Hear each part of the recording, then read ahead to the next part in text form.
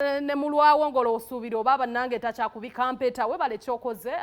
tukwebaziza nnyo era tukusanyukiddeko webale kusanyusa maama w'abaana bo ate nno ku nsonga y'emu tuli mu mikolo weekend yonna nno yabadde ejjudde surprise za mikolo oyo nno gwe mulaba si mulala yabadde Zarina Tlali mukyala gundi Diamond Platnumz but ex of now wetwogere atutte omukyala kigambibwa nti gino emikolo gyabadde gyankukutu kubeera abasinga obimanya mbudde tetwabitegeddeko emikolo gyamuwuubyewuubye yatuuseko ewaabwe n'atwala asuubira okuba nti ate yagenda okuba ng'abeera omwami we bulijjo gwakukuta naye gwe batatugamba nnyo but we congratulate you beautiful you deserve that buli mukyalo omulungi asaana okubeera n'omwami actually amwagala n'amutwalako ewaabwe nakkiriza bamutwala abamu babakweka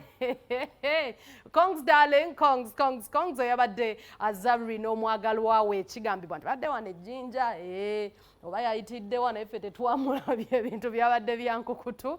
kongs ndowooza ate mukirabye nammwe sijja kubanga ate ensonga ya Zari ngiremerako tulina abalala bateekamu ku nsimbi beba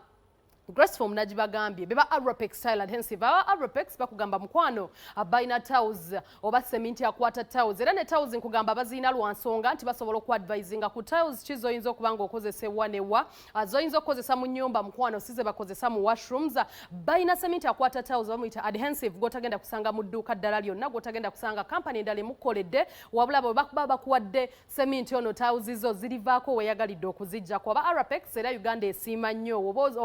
okozeka research ebweru eyo buli muntu akozesako ku seminti waabwe abeebaza kanzo kwenkwata ate ku bulango bw'abakama baffe tukole ku nsimbi tukyali ku program roundabout